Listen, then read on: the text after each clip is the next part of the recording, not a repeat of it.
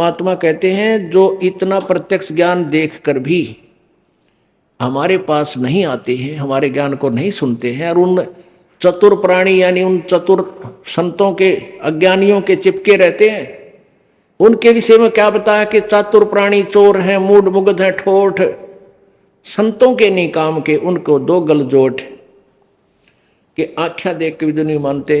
और उन चतुर प्राणी अज्ञानियों के चिपके पड़े हैं जो चतुरता से मूर्ख बनाए बैठे हैं। तो कहते हैं चातुर प्राणी चोर हैं, वो तो चोर हैं, चोर का अर्थ है वो सही ज्ञान प्रचार नहीं कर रहे हैं, वो तो झूठे हैं, झूठा ज्ञान प्रचार कर रहे हैं। अब वो तो सच्ची सामने आने नहीं देंगे, वो तो बताएंगे नहीं सच, आपने खुद लाल लालड़ी पहचाननी पड़ेगी। तो इसलिए कहते हैं वो चातुर प्राणी तो चोर हैं, और वो मूढ़ मुग्ध है, ठोठ, जो प्रत्यक्ष उनकी इतिहास देख करके वो सारा झूठ बोल रहा, उनके पास कोई ज्ञान नहीं, मंत्र नहीं, और फिर भी नहीं इधर आ रहे। तो कहते हैं हमारे काम के नहीं है वो, उन कहते उनने के गल जोट दो, यानी वही गल जोटने का अर्थ होता है एक दूसरे के रस्सा बांध दिया, अगर पशु का पशु है वो इकट्ठे धक्के खाए जा। तो कहते हैं चातुर प्राणी चोर है, मूढ़ मुग्ध है, ठोठ, वो संतों के नहीं काम के, उनके दो गल जोट। यही परमात्मा कहते हैं ज्ञानी सुने सो हृदय लगाई, मूर्ख सुने तो गम ना पाई।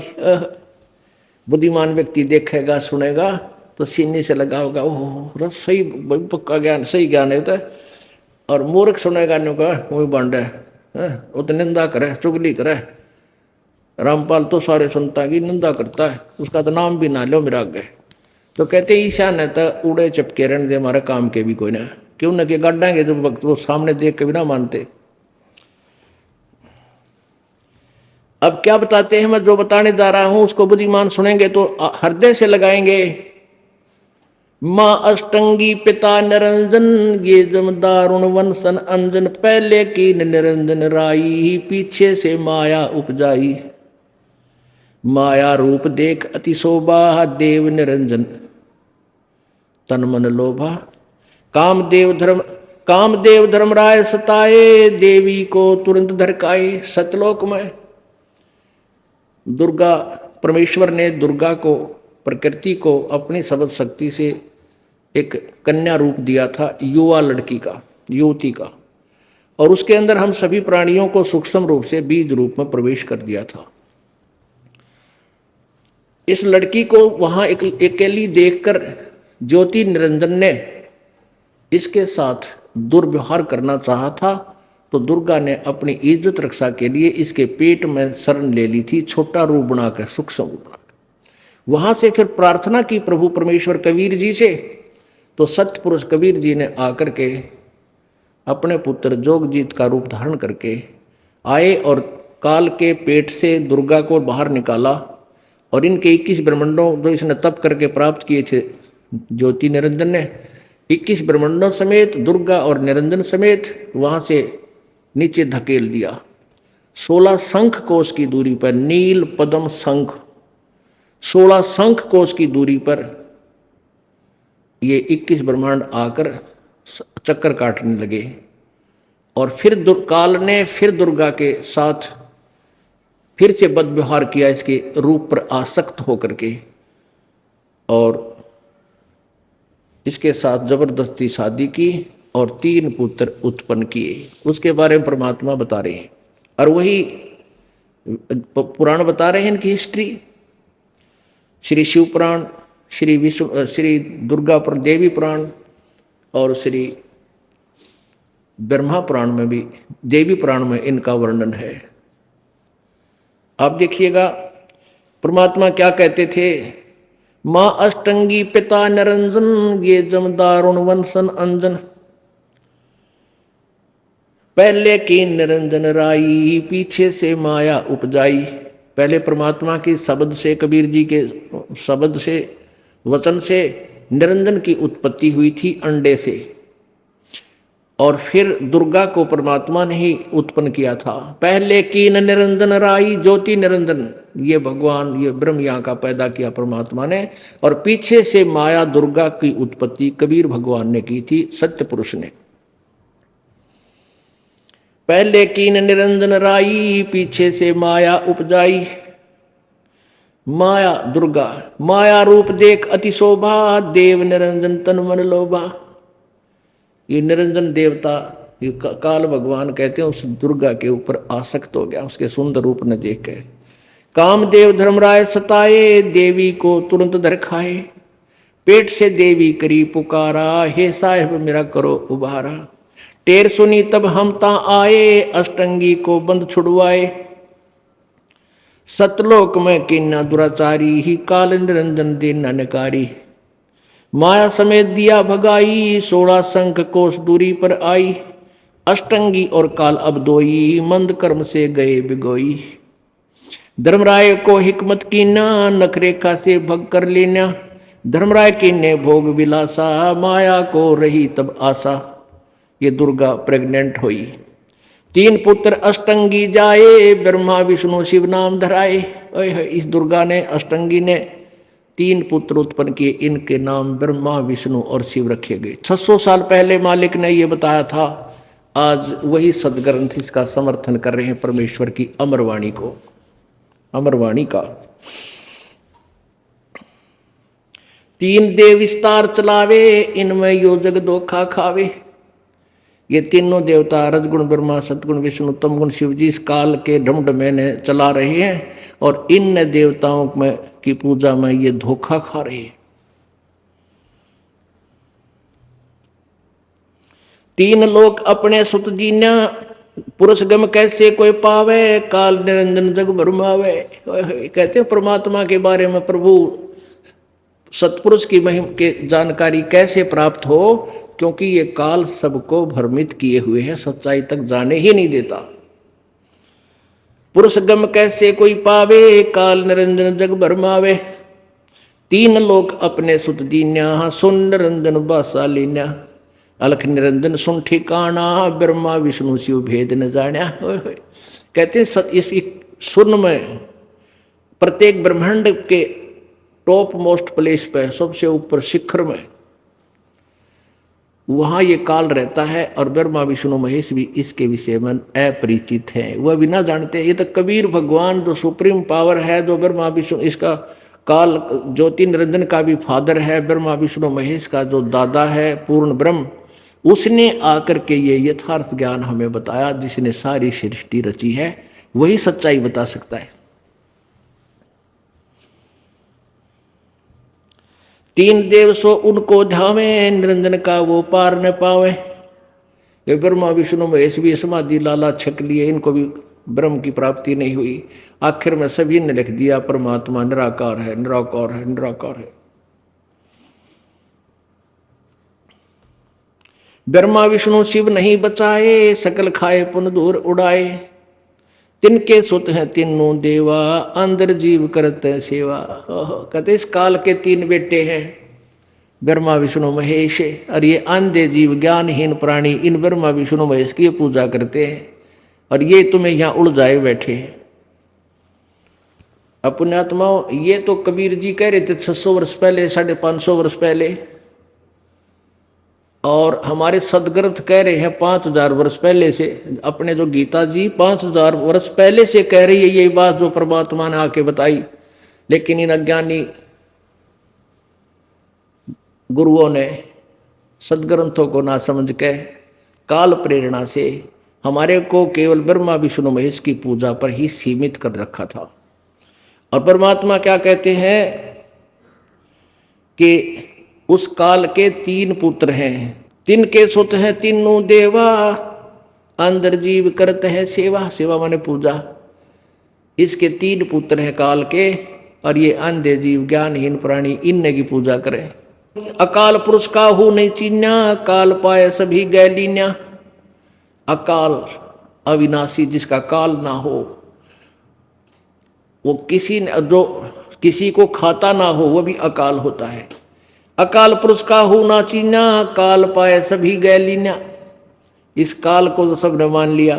अकाल जो काल नहीं है, जो दुखदाई नहीं है, उसको किसी ने जाना भी नहीं, सुना भी नहीं। ब्रह्म काल सब जग जाने, आदि ब्रह्म को ना पहचाने। तीन देव और अवतारा, ताको बजे सकल संसारा। इन तीनों देवताओं को और इन के और तीन अन्य अवतारों को, राम कृष्ण आदि को, ये सारा संसार इन्हीं की पूजा कर रहा है। तीन गुणों का ये विस्तारा, धर्मदास मैं कहूँ पुकारा। गुण तीनों की भक्ति में ये भूल पड़ो संसारे, कह कबीर निज नाम बिना तुम कैसे उतरो पार। अपने आत्माओं ऐसा प्रसंग आ गया कि कबीर भगवान ने कहा है कि इस काल और दुर्गा के ये तीन पुत्र हैं, इस काल के ये तीन पुत्र हैं, ब्रह्मा विष्णु महेश, और ये ज्ञानहीन प्राणी इन्हीं की पूजा करते हैं। गुण तीनों की भक्ति में ये भूल पड़ो संसारे। ओए होए, इन तीनों गुण की भक्ति में, रजगुण ब्रह्मा, सदगुण विष्णु, तमगुण शिव जी की भक्ति में ये संसार भूला पड़ा है। और कह कबीर उस निज नाम बिना, सार नाम बिना कैसे उतरोगे पार। यानी यथार्थ मंत्र के बिना, यथार्थ भक्ति साधना के बिना तुम पार कैसे हो पाओगे। अब इस प्रसंग को कोई सुनेगा कि ब्रह्मा विष्णु महेश के पुजारियों को ज्ञानहीन अंधे बताया है, तो श्रोता एकदम बिदक जाएंगे। तो दास इसके लिए लालटेन दिखाओगा। एक समय एक अंधा व्यक्ति रात्रि में लालटेन लिए जा रहा था। लालटेन होती थी, अब तो खैर मॉडर्न हो गए, बालक ना पता होगा लालटेन का, टॉर्च समझ लो, एक टॉर्च। वैसे लालटेन होती थी एक लैंप टाइप, लैंप समझ लो सो। तो लालटेन लिए जा रहा था अंधेरे में, और बालक आ रहे थे आगे थे उछल कूद मचाते हुए। तो उस अंधे व्यक्ति ने सोचा ये बालक कदे टक्कर मार दे अपनी बातों में, उछलते कूदते, तेरे बूढ़े की हाड़ टूट जाए। वो कहने लगा, रे बच्चों भाई देखना देखना, मैं अंधा हूं, ध्यान से चलना बेटा। अब वो बच्चे इस आवाज को सुनकर सहम गए कि हाथ में लालटेन दे रखी, और यूं कह कि मैं अंधा हूं भाई, सुनियो देखियो, ध्यान से निकलना मेरे पास से। बच्चे खड़े हो गए और कहने लगे, बाबा क्या आप सचमुच अंधे हो? आखा बेटा मैं अंधा हूं, बिल्कुल दिखाई नहीं देता। फिर लालटेन क्यों ले रखी आपने? कि आप आंखों वालों के लिए कदे मेरे में टक्कर मार कर टांग तोड़ दो बूढ़े आदमी की, मुझे देखकर तुम एक तरफ का टल जाओ, अपनी जान बचा रहा हूं भाई बेटा मत। तो पुण्यात्माओं, ये सदग्रंथ जैसे दास ने परमात्मा की वाणी को बोला, ये सत्य है कि तिनके सुत हैं, काल और दुर्गा के पुत्र हैं ये तीनों देवा, अंधर जीव करत हैं सेवा। ये ज्ञानहीन बिना ज्ञान के व्यक्ति इन ब्रह्मा विष्णु महेश की पूजा करते हैं, इन तीनों गुणों की, रजगुण ब्रह्मा, सदगुण विष्णु, तमगुण शिव जी की। तो ये तो दास ने कहा है परमात्मा की अमरवाणी से।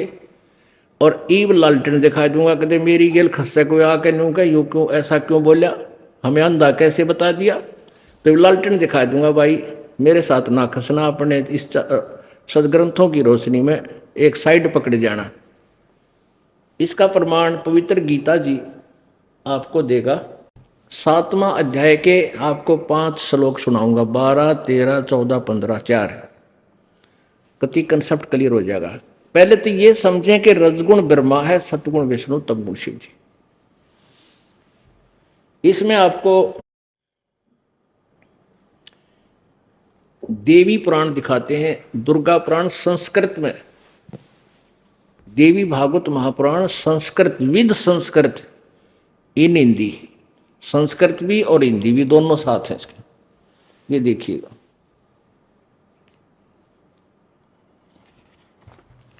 ये है अथ देवी भागवतम सभाष्टिकम सैमात्यम।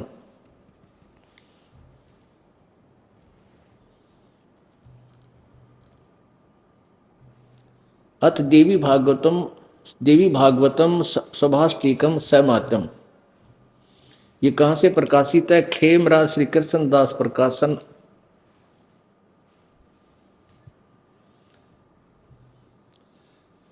प्रकाशन बंबई 4। अब इसके तीसरे स्कंद पर आते हैं।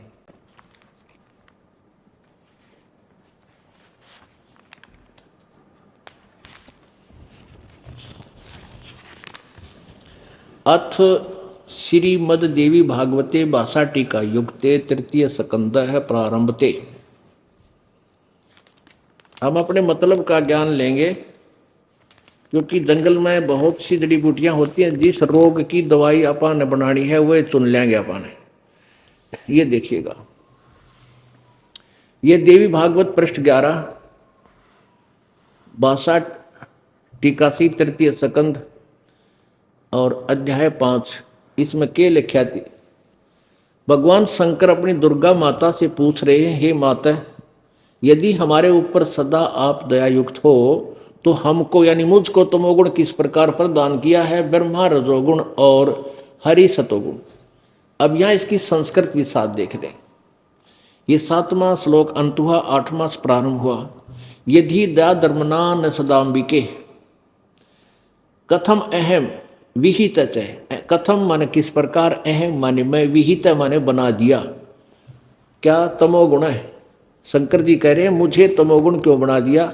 और कमल से उत्पन्न होने वाले ब्रह्मा को रजोगुण संभव, रजोगुण क्यों बना दिया। और सुहित किमु सतोगुण हरि, और किस प्रकार आपने विष्णु जी को सतोगुण बना दिया। इति सिद्धम, रजगुण ब्रह्मा है, सतगुण विष्णु का और तमगुण शिव जी, नथिंग एल्स।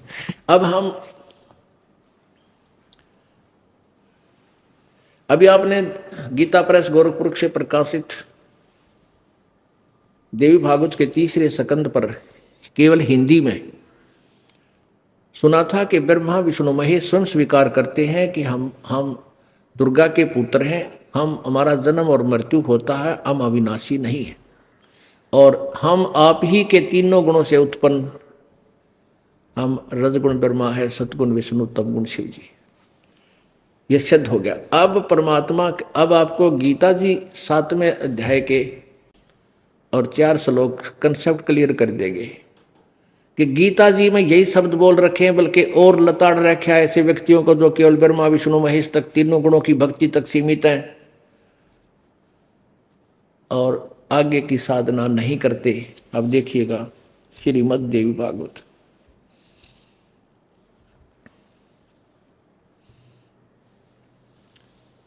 अनुवादक हैं जय दयाल गोविंद का, और प्रकाश कहाँ से प्रकाशित है ये, गीता प्रेस गोरखपुर से। प्रकाशक में मुद्रक हैं गीता प्रेस गोरखपुर, गोविंद मोहन कार्यालय कोलकाता का संस्थान। अध्याय नंबर 7 और श्लोक नंबर हम 12 से प्रारंभ करेंगे। ये देखिएगा, अध्याय नंबर 7 श्रीमद् भगवत गीता और श्लोक नंबर 12।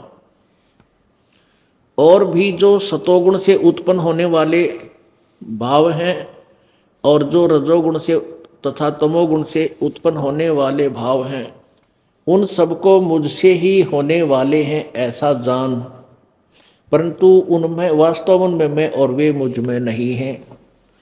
अपने आत्माओं, ये गीता ज्ञान कौन दे रहा है? ये श्री कृष्ण जी के शरीर में प्रवेश करके ये ब्रह्म काल बोल रहा है, जो गीता जी के 11वें अध्याय के 32वें श्लोक में कहता है, मैं काल हूं अर्जुन, अब सबको खाने के लिए अब परवर्त हुआ हूं। श्री कृष्ण के शरीर से निकलकर बाहर विराट रूप दिखा दिया, कहते यू है मेरा काल रूप। अब एक बार और देखिएगा, अब एक बार श्री शिव पुराण को देखिएगा। इसमें से हम लेंगे कि ये काल कह रहा है कि इसमें शिव पुराण में लिखा है कि इस प्रकार तीनों देवताओं में गुण है, रजगुण ब्रह्मा, सतगुण विष्णु, तमगुण शिव जी। और लेकिन वो शिव वो गुणातीत कहा, इनसे नारा कहा जाता है। देखिएगा शिव पुराण, गीता प्रेस गोरखपुर से प्रकाशित है।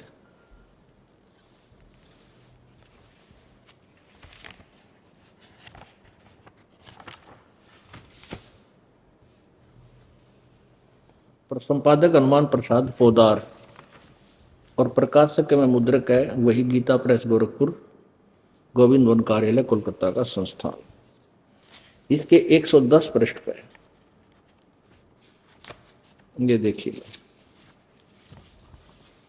ये है रुद्र संहिता श्री संक्षिप्त शिवपुराण पृष्ठ 110। यहां लिखा है, इस प्रकार ब्रह्मा विष्णु और रुद्र इन तीन देवताओं में गुण है, परंतु शिव गुणातीत माने गए, यानी इन गुणों से न्यारे, इन ब्रह्मा विष्णु महेश से अलग है। अब यहां एक और देखना पड़ेगा, प्रश्न नंबर 25-26 पे, कि ये काल जो है ये इन ब्रह्मा विष्णु महेश से अलग है। एक बार ब्रह्मा और विष्णु का आपस में झगड़ा हो गया। किस बात पे? ब्रह्मा बोला मैं तेरा बाप, विष्णु बोला तू मैं तेरा बाप। लट्ठम गुट्टा हथियार काट लिए। इनकी लड़ाई बंद कराने के लिए इस काल ब्रह्म ने अकिया पे लड़ मरे कदे भी तेरी अधूरी रह जा सृष्टि, इसने बीच में एक तेजो में खंभा गाड़ दिया, जैसे चमकदार शीशे से का हुआ करे। तो ये दोनों असमंजस में पड़ गए भाई, ये लड़ना तो बंद कर दिया और इसके ऊपर नीचे चल पड़े एक दूसरे इसका अंड देखने में। तो फिर कहते हैं विष्णु जी ने साची बता दी, मैंने अंड नहीं पाया, इसका अंत नहीं मिला। फिर माने झूठ बोल दी, उसका सिर काट दिया इसने, शिव ने आकर, काल ने, सदा शिव ने। अब ये क्या, फिर ये इनसे ज्ञान सुनते हैं तो क्या प्रश्न किया?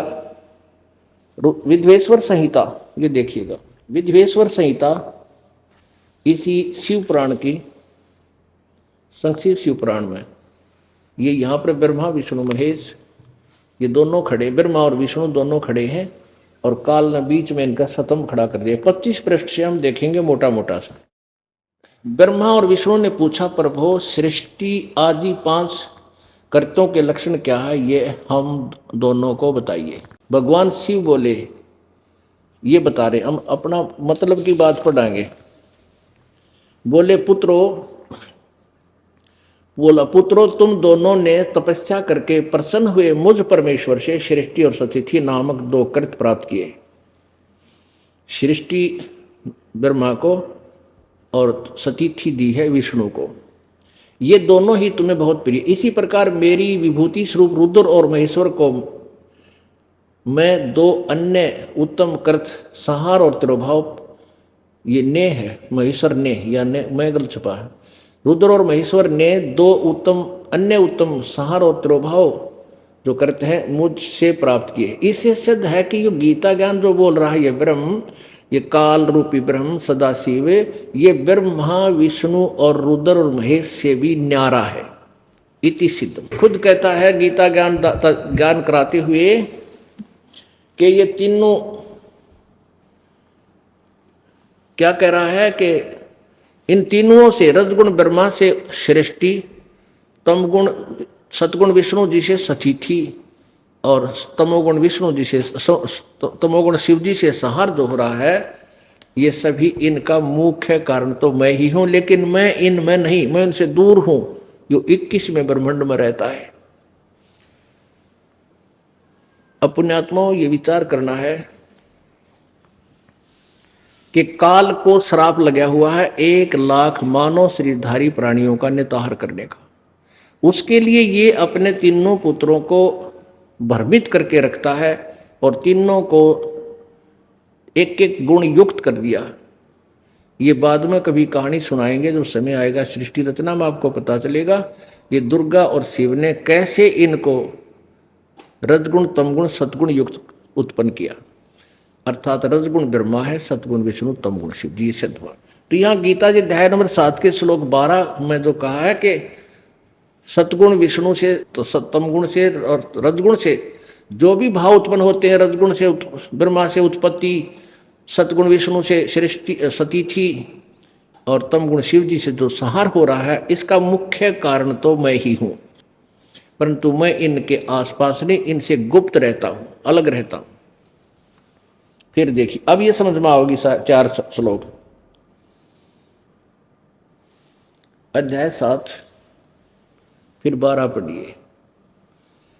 और भी जो सतगुण से उत्पन्न होने वाले भाव हैं और जो रजोगुण तथा तमोगुण से उत्पन्न होने वाले भाव हैं, उन सब को तो मुझसे ही होने वाले ऐसा जान, परंतु वास्तव उनमें मैं और वे मुझ में नहीं है।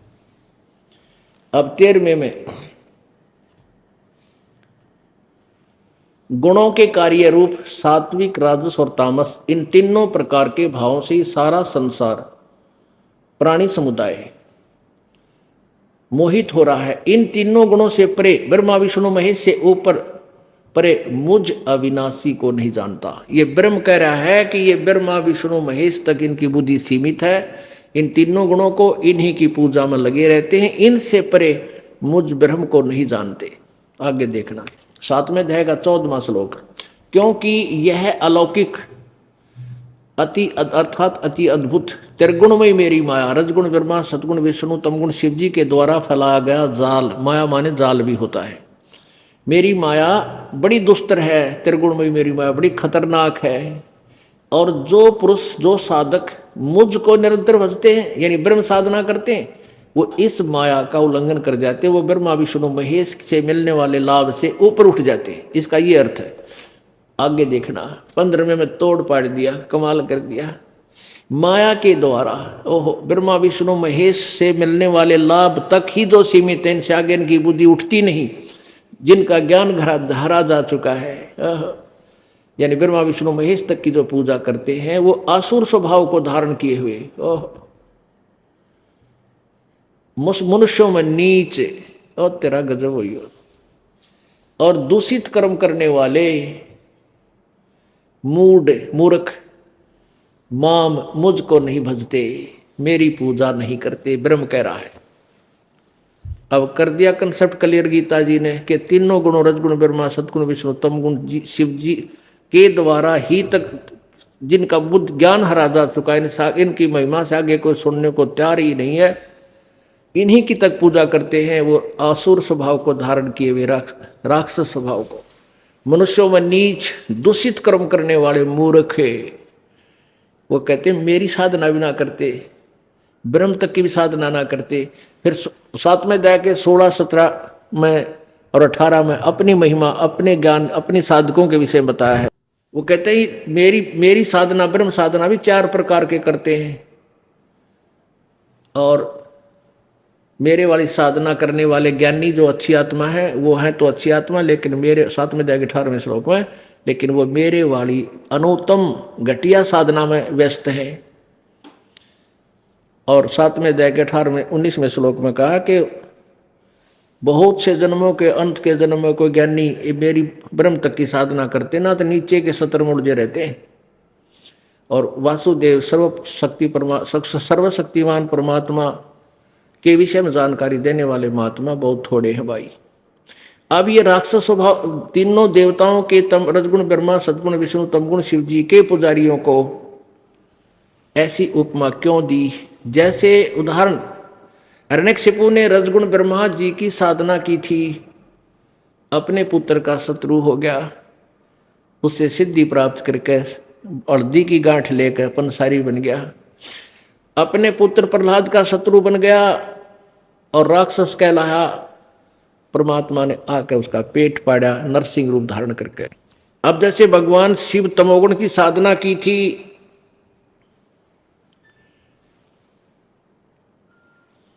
भस्मागिरी ने, भस्मागिरी एक तपस्वी था, उसने भगवान शिव के द्वार के सामने, गेट के सामने 12 वर्ष तक शीरासन पर ऊपर ने पैर नीचे ने सिर करके साधना, कठिन तप किया। एक दिन पार्वती जी ने प्रार्थना की भगवान शिव से कि भगवान आपका सेवक और कितना दुखी, आपसे क्या मांगता है, आप तो समर्थ हैं और कर दो कल्याण। अब शिव जी ने कहा मांग भाई भस्मागिरी, क्या मांगता है? भस्मागिरी बोले कि वचनबद्ध हो प्रभु तब मांगू। भगवान शिव जी बोले भाई तथास्तु, वचनबद्ध हो गया, मांग क्या मांगता है? तो उसी समय भस्मागिरी खड़ा हो गया और कहने लगा भगवान ये कड़ा दे दो जो आपके हाथ में है।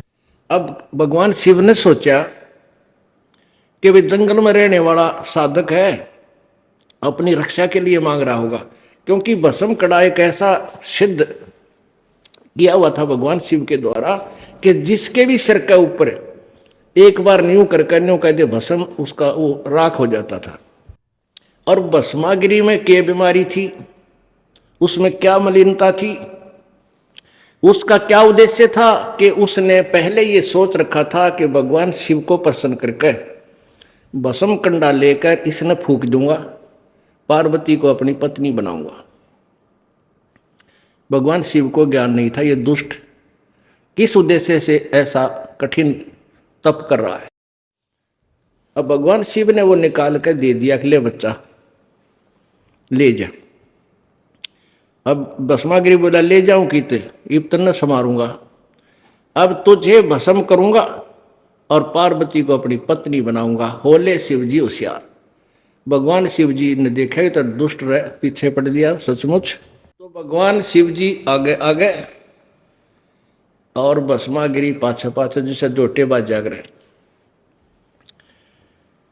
अब पुण्यात्माओं यहां विचार करो, जिन भगवानों को हम अविनाशी कहते थे तो भस्म कड़े डर के क्यों भाग लिया? अविनाशी होता तो कहता आजा भाई करे, आधे खुतरे खड़े ने।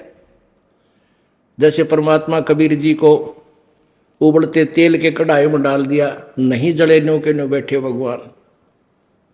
जेरे कुएं में डाल कर ऊपर काकर पत्थर झाड़ अड़ंगा ठोक दिया, सिकंदर लोधी के दरबार में बैठे पाए भगवान। अविनाशी तो इनको कहते हैं।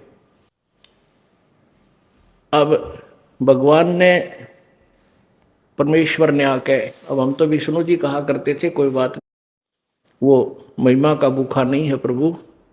तो कहते हैं फिर विष्णु जी ने आकर के पार्वती रूप बनाकर और भस्मागिरी का आगे खड़ी हो गई।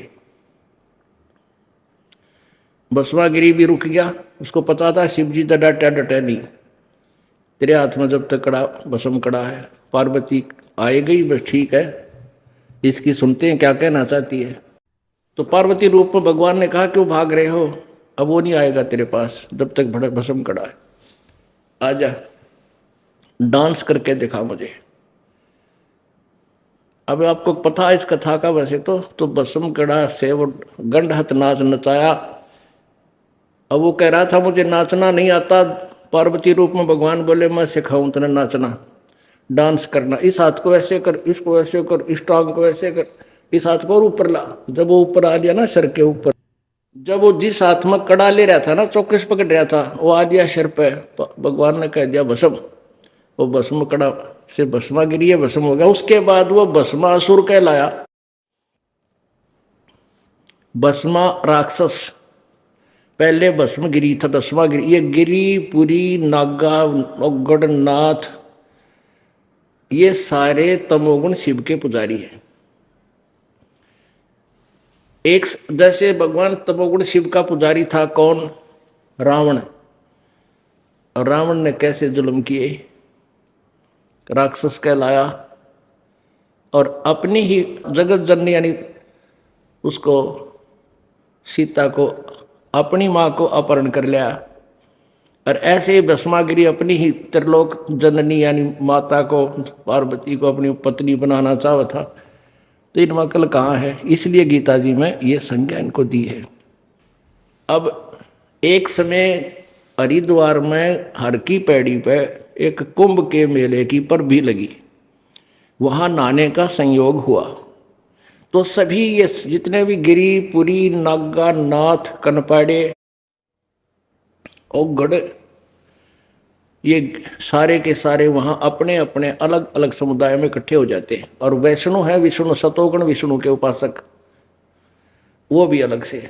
तो जिस समय वह पर भी लगनी थी, सुबह सुबह सबसे पहले नागा ये तमोगुण शिव के पुजारी पहुंच गए वहां हर की पैड़ी के ऊपर स्नान के लिए खड़े हो गए। पीछे से मंडली आ गई विष्णु साधुओं की, वैष्णव की। वैष्णव ने देखा कि ये नागे नहाने को तैयार हो रहे हैं। उन्होंने आवाज लगाई कि ओ गाड़ो तो मत नहाइयो पहले। नागा बोले क्यों? कहने लगे हम पहले नहाएंगे, हम श्रेष्ठ हैं। नागा कहने लगे हम सर्वश्रेष्ठ हैं, हम त्यागी और बैरागी हैं, हम कोई वस्त्र भी साथ नहीं संग्रह नहीं करते और हम प्रथम स्नान करेंगे। आप सुन रहे थे जगत गुरु तत्वदर्शी संत रामपाल जी महाराज जी की मंगल प्रवचन। अधिक जानकारी के लिए संत रामपाल जी महाराज यूट्यूब चैनल पर विजिट करें। लास्ट भक्ति यूट्यूब चैनल को सब्सक्राइब सब्सक्राइब करें और बेल आइकन को प्रेस करें